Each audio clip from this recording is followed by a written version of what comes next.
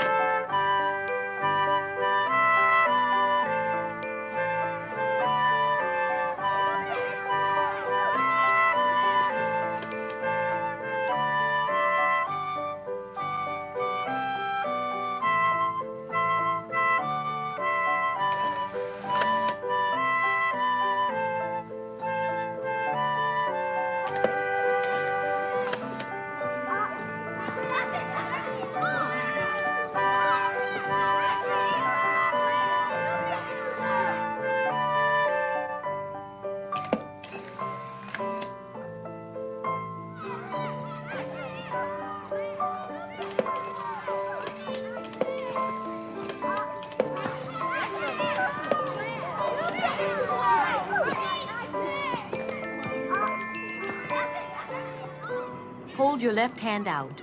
Place the camera across the palm. Grasp the rear of the viewfinder cap. Pull the camera into its erect position. To load, press and the door opens. Take the 10-picture film pack and push it all the way in. Close the door and automatically the cover sheet will be ejected from the camera. Now rest the camera against your chin. Bring your eye to the viewing lens. Place your thumb on the back of the lens board and your finger on the focusing wheel, rolling left or right to bring the scene into sharp focus from infinity down to 10 inches. When the correct moment comes, press the red electric shutter button, holding the camera steady until the film is out.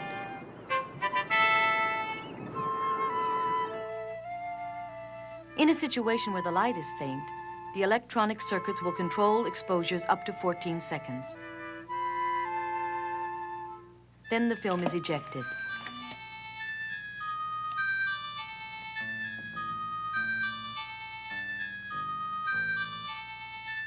The 10-bulb flash unit, 5 on each face, is installed by inserting the prong of the unit firmly into the opening above the lens. Select, focus, shoot.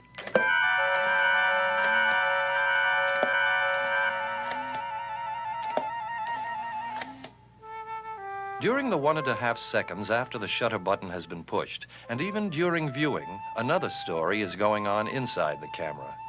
This optical path from subject to eye is unique to this single lens reflex system. All elements are articulated to fold into a compact unit that folds flat. The 4-element lens collects the light, which bounces off of a permanent mirror to a fine Fresnel surface. It bundles the light and reflects it back again to the same mirror.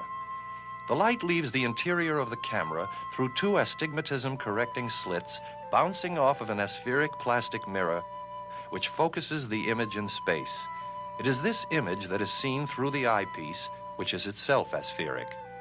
When the picture is taken, the Fresnel moves, elevating the taking mirror so that the image that had fallen onto the retina of the photographer's eye is reflected onto the film. The camera gets a fresh power source within each fresh film pack, a 4-cell 6-volt battery made like ribbon and cut to size. Power and signals are transmitted throughout the camera. Each part of the system speaks to the other parts, getting their precise cues from a configuration of circuits that employs more than 200 transistors and as many resistors. These ultra-miniaturized integrated circuits take control of events once the button has been pushed. The first signal energizes solenoid number 1 and closes the shutter on the lens and photocell. The blades are open when relaxed, and in closing, activate the circuit that moves a small 12,000 RPM motor just 7 revolutions, enough to both turn the mirror release cam and open a pair of contacts, stopping the motor just as springs take over to release the mirror Fresnel assembly and send it into taking position. The solenoid power is off, and as the lens shutter starts to open, so does the shutter in front of the photocell. The ambient light passes through the photocell lens, past the shutter blades, and strikes the photocell mounted on the main circuit board. The blades continue to open until light reaching the cell builds up enough voltage to trigger the shutter solenoid. The blades rush to the closed position, and the motor is signaled to start the processing cycle. The gear train moves the film pick forward, and the opacifier and reagents are spread between the photosensitive layers and the clear plastic of the film unit. In the meantime, the mirror is lowered and latched. In lowering, it advances the film counter. All power is down, relaxing the shutter to its open position. The exposed film out of the camera is now protected by the turquoise opacifier, which also carries the processing ingredients. The film is about 1/100 of an inch thick. 2/3 of this is the transparent film cover and the black backing. The rest is the chemistry. Farthest from the cover are 3 color-sensitive layers, each with its complementary layer of dye developer. The untrapped dye developer will migrate to the positive to form the positive image. The process takes several minutes, and the picture will continue to mature for some time. The white titanium dioxide forms a luminous background for the metallized dyes.